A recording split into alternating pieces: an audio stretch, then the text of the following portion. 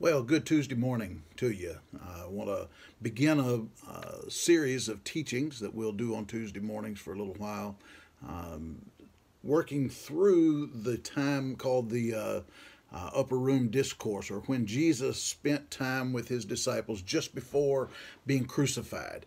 And it's like his last words or last instructions to them before his death. And so if you only had a few hours to go in life, what would you say to your loved ones? Well, that's sort of what he's doing. Although he knows he's coming back and all of that will be dealt with in here, he's trying to encourage them, give them instruction just prior to their going through what he knew was going to be a very tough time for them.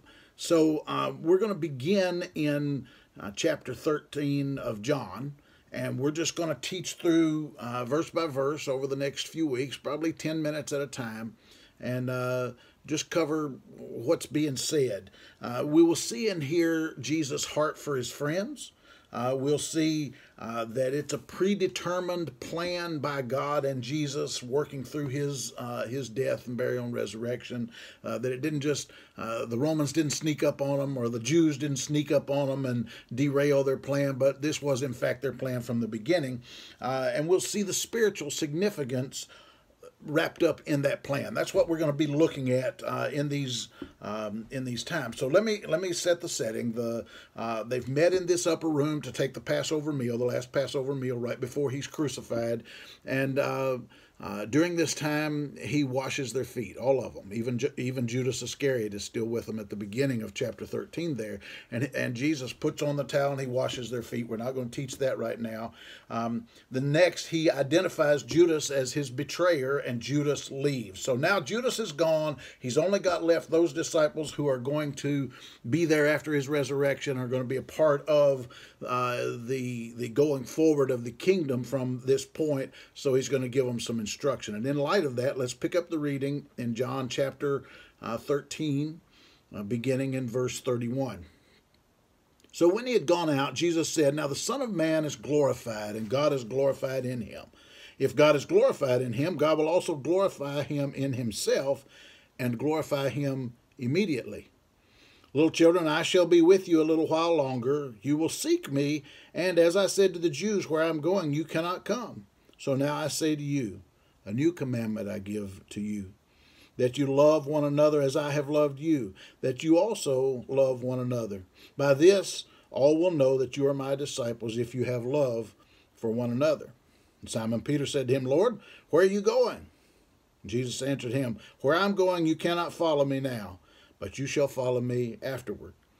Peter said to him, "Lord, why can I not follow you now? I will lay down my life for your sake." Jesus answered him, "Will you lay down your life for my sake? Most assuredly I say to you, the rooster shall not crow till you've denied me 3 times. Let's look at a few truths in this. He says first, the time has come for the Son of Man to be glorified. That's him, of course. He's the Son of Man. He said, the time has come that I be glorified and that God be glorified in me. I think this is pointing out that this is a plan. The time has come. In other words, I've finished what I was supposed to do here. The time has come. The culmination of time has come that I glorify God and that he also glorifies me. And he makes that interesting point, says, I will glorify him. He will glorify him, meaning Jesus, in himself, meaning God, and glorify him, Jesus, immediately. In other words, this is happening right now. This is not a glorification that happens at his second coming. This is not a glorification that happens even at his resurrection. This is really talking about he's being glorified at the time he's giving his life. That's going to happen immediately. Then he goes on and he says, I'm going to go away for a little while. Interesting that he's pointing out to them this is not permanent. He's telling them about his death. They're really not getting it yet. And if they get it, they think of it in this ethereal sense of not really grasping the physical, immediate implications. And he said, I'm going to go away for a little while. But in saying for a little while, he's saying, I'm going to be back. So he's telling them about his resurrection and that it's shortly. It's not way off in the distant future. It's not, I'm going to go away, but when you die, you're going to see me again. He's saying, I'm going away just for a little while. This is an important point, and he'll repeat it a number of times through this, through these passages that we're going to look at. But he's telling them this is just for a little while. That gets lost on them through the trauma of the mock trial, the conviction, the execution, the beating, the execution of Jesus. The trauma of that just drives all this notion of, well, this is just temporary and this is just glorifying God. It didn't seem very glorifying to them when they went through it, but he had warned them for this ahead of time. And we're going to see as we, in subsequent weeks, we'll see how he says, I'm telling you this now so that when it comes to pass, you can see what's happening. But they still didn't in the midst of it. And then he says, where I'm going, you can't go with me. And so that begs the question, where is he going? And that's been a subject of debate among some for years. Some say he went to heaven. Others say he went to hell. I hold to that second point. I think it's clear out of 1 Peter and another passage in Matthew. I think it's clear that when Jesus died, he descended into hell.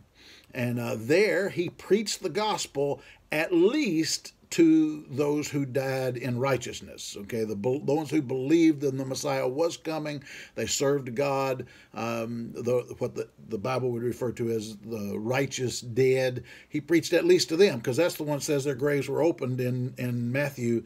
The graves were open and they walked around the city at his resurrection. So at least he preached to them. In 1 Peter, it mentions preaching to those who were before Noah, the gospel. So exactly who all he preached to is a little unclear, but it's very clear that he did not go to heaven, because when he was resurrected 3 days later, he says to Mary, don't cling to me, for I've not yet ascended unto my Father. So if he hadn't ascended to his Father, he hadn't gone to heaven. He hadn't been with God. He'd been somewhere else. And then we have the scriptures that talk about how he descended into the lower parts of the earth and he led forth captive those who had been captive. And so where he's going is he's fixing to go into hell and defeat Satan and take back the keys of death and hell, so that no longer does Satan have dominion over those things. There's no reason for us to fear death anymore. Death is not part of Satan's domain per se anymore. Obviously, he's involved in killing some folks and that sort of thing, but no longer does he hold the key to death. At death, God is the one who holds that key, and he holds it because Jesus went and took it back from Satan, who had usurped that for a time. So where's he going? He's going into hell. And what's he going to do? He's going to defeat Satan on his turf and take back the keys to death and hell. And then he says an interesting thing. This is where I'm going. You can't go with me, but listen to me. I got instruction for you. This is my commandment, that you love one another. As I have loved you, even so you should love one another. Now, how'd he love them? Well, he loved them all the time up to that point by being with them, sharing life with them, teaching them, sometimes rebuking them, but all the time encouraging and building them up in their faith. But it isn't going to end there. Up to this point, that's all there is. But he's fixing to die for them. And there's another scripture that says there's no greater love that any man has than this, that he'd lay down his life for his friends. And he's fixing to demonstrate that love. And so what he's saying to them, and conversely also to us, is this is the commandment that you should live by, that you love one another as I've loved you, which may involve laying down your life for your friends. That'd be the ultimate show of that love, but you should love one another. Now, understand this, the commandments of God, the Old Testament commandments, the 10 commandments, which are still morally binding and all of that, but had they been sufficient, Jesus wouldn't have come. Had that been the commandments he wanted us to live by, he could have told us that from heaven. In fact, he did to Moses. It required something new. Something different had to happen here, and so he had to come.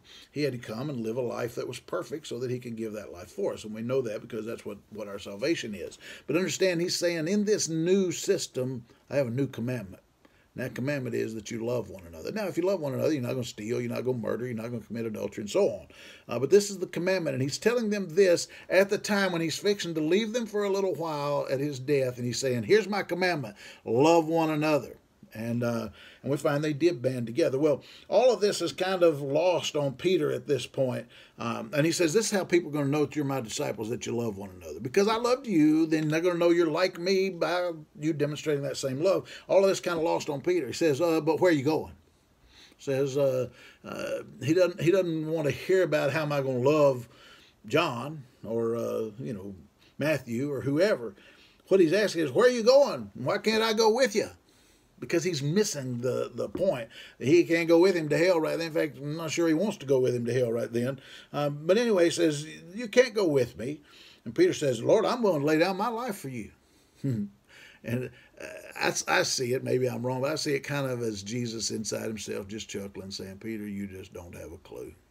You don't know what you're asking for. He said, Peter, you would really die for me? Let me tell you, the rooster's not even going to crow. That means by morning, you will have already denied me. It doesn't say 3 times here, but elsewhere it says you will have denied me 3 times before the rooster crows. And so this is saying something important to us. So often we're wanting to prove our great love for God by the things that we do. We're going to do something for God. We're going to give him a bunch of money, or we're going to deprive ourselves of something for his sake. Maybe we're fasting. We think that we're going to somehow please God that way, and I'm all for fasting. That's fine.